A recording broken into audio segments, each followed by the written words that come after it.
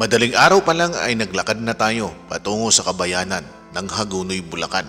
May nakapagkwento sa atin na sa gilid daw ng tabing ilog sa tapat ng punduhang bayan, malapit mismo dito sa terminal nila, ay mayroon isang karinderya na dinadayon ng karamihan dahil sa napakamura at masarang pansit. Ito ang tindahan sa tabing ilog o pansiteria ni Aling Chinky. Halina't samahan niyo ako sa ating paglalakbay dito sa Hagonoy, Bulacan. Sa pagpasok ko sa loob ay naabutan ko ang isang babaeng maagang nagluluto. Hindi lang pala pansit ang kanilang inihanda dito, pati mga pagkain, pang-ulam ng mga lutong bahay. Sa madilim na gabi ay maririnig mo ang tunog ng ipisinalang na kawaling may mantika. Umpisa na ng pagluluto ng pinakamasarap na pansit dito sa lugar nila. Tagal na kayo na dito sa itong business ninyo? Lang po. Bago lang? 1 year pa lang. Pero ang dinadayo din nyo sa dito, yung pansit ninyo? Pansit. Sino-sino yung mga kumakain sa inyo? Anong mga ano? Kahit sino, mga tricycle driver, mga...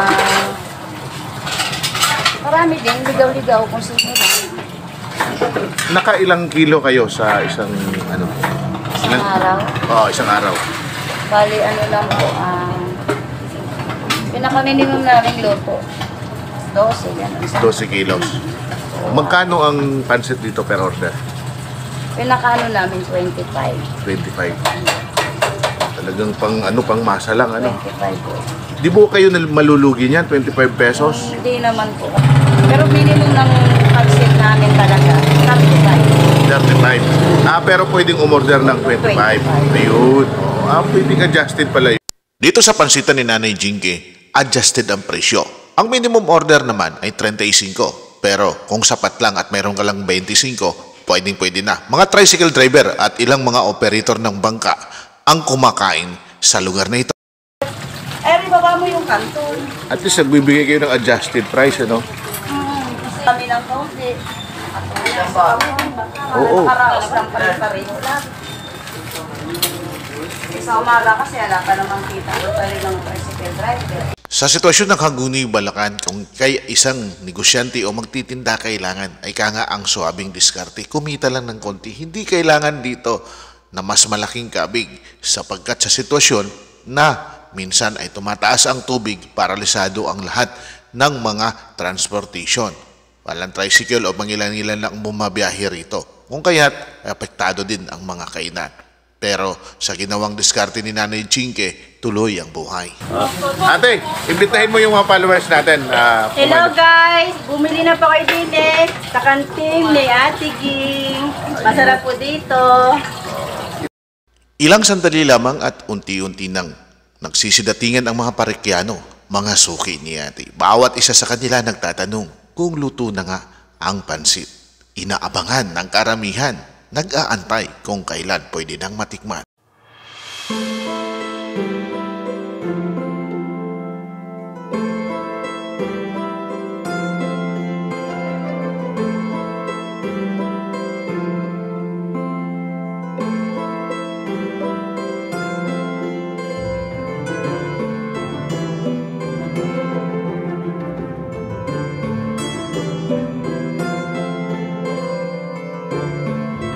At unti-unti nang nagliliwanag. Dito, nagsidatingan na ang kanyang mga suki.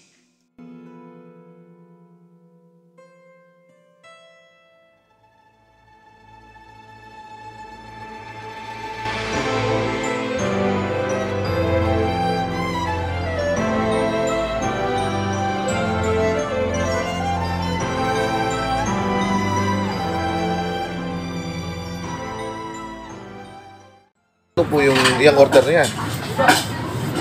Magkano ganyan te? Yung ganyang kadami yung order? Pecheng ko po yung pansit, saka kitty po yung kanin. Bali po 40. 40. Oh, ayos na ah.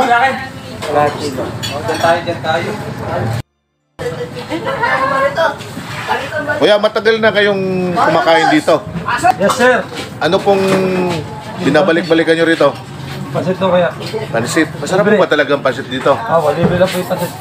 Anong pangalan, Tay? Matagal na kayong nakain dito, Tay. Ano pong masasabi nyo sa pansit dito? Kahit naman. Masarap. Araw-araw ba kayo nakain ng pansit dito?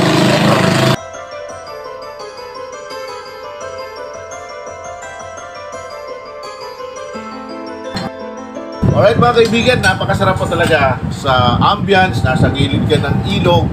Oo. At talaga namang, sabi pa nga, this is now the moment of truth. Atin na po mismo lalasahan itong pinagmamalaking pansit na Hagunoy dito po sa may tabing ilog. Ano po? Oh. Kung titingnan mo mga kapatid, talagang matatakam ka. Aba, sa dami nito. Siyempre, umaga ngayon, di mawawala ang kape. Pero, masarap daw kapag meron itong kalamansi. Ayan, so lalagyan natin ng kalamansi. Diba? So, sa mga followers natin mga kaibigan, madako kayo ng Hagunoy.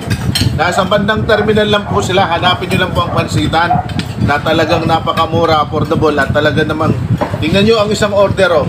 Sulit na sulit talaga naman. Okay, so para po sa ating mga followers, first bite mga kapatid, susubukan na natin. Yes, kain po tayo. Pansit po ng Hagunoy.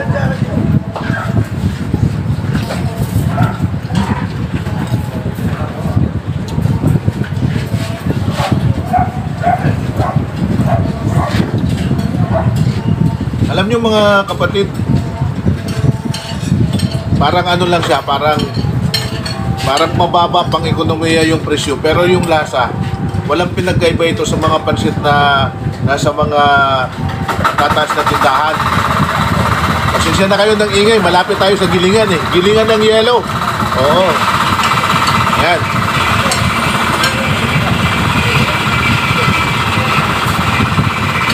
Yung mga katabi natin dito, kumakain sila, yung pansit, nilalagyan ng kanin. So, mukhang pwede nang pantawid sa umaga, di po ba? Pansit at saka kanin, masarap na partner, tapos may kape. So, presyong pang-ekonomiya, pero siguradong mabubusog ka.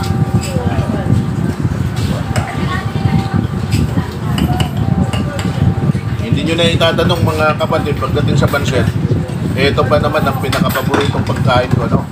Kaya, malaman ko na may sikretong pansitan dito na masarap, dinayo na natin, no?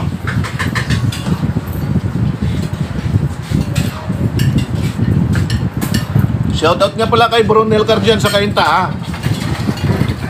Sir, di na kita naisama. Malayo kasi ang Hagunoy, at alam kong busy ka.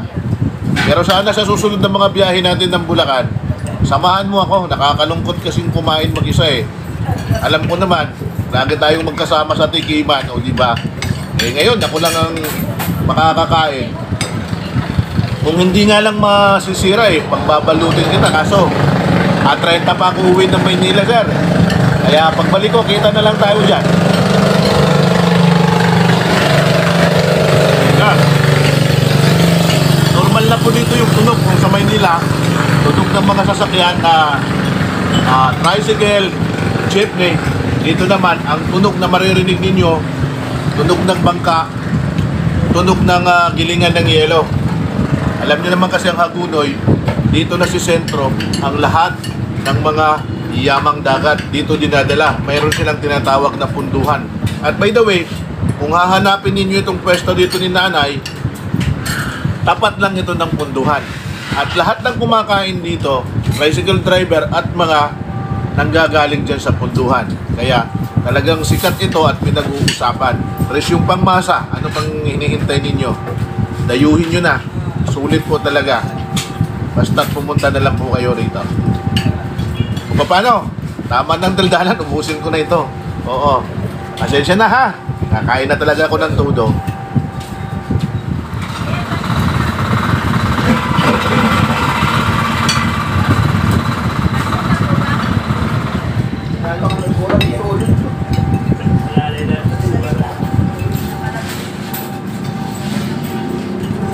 Mga kapatid, sa presyo nila, By the way, sabi ni nanay, yung pinakasiling na ano nila dito, pwede kang umorder ng 25 pesos. Pero yung per order dito is 35. Pero, pwedeng umorder ng kalahati, depende sa kaya mo. Adjusted ang presyo nila dito. So, kung ano yung pera mo sa bulsa, kasyang-kasya dito. Ibig sabihin, pang ekonomiya, makakakain ka. O, di ba? Ang ganda ng disenyo ng tindahang ito. Okay, so i-rate natin ito from 1 to 10, mga kapatid. Alright, so bigyan natin ng 9 na point si nanay. 9 kasi masarap po talaga, malinamnam po ang kanyang pansit, no? Napakaganda po ng kanyang pansit. Hindi man ito pwestong katulad ng iba ng mga nakikita natin sa kamay nilaan, yung mga air condition ng mga pansiteria, pero yung ambience lang, okay ka na. Nasa tabing ilog ka, maririnig mo yung mga tunog ng motor habang nag-aalmusal ka. Okay, so ako po mga kaibigan, si Taong Gala, mula po sa kamay nilaan. Ngayon po naman nag-iikot dito sa Hagunoy, Bulacan upang tuklasin ang ilang mga magagandang kainan, morang-mora at affordable, presyong pangmasa, dito lang po sa Hagunoy, Bulacan.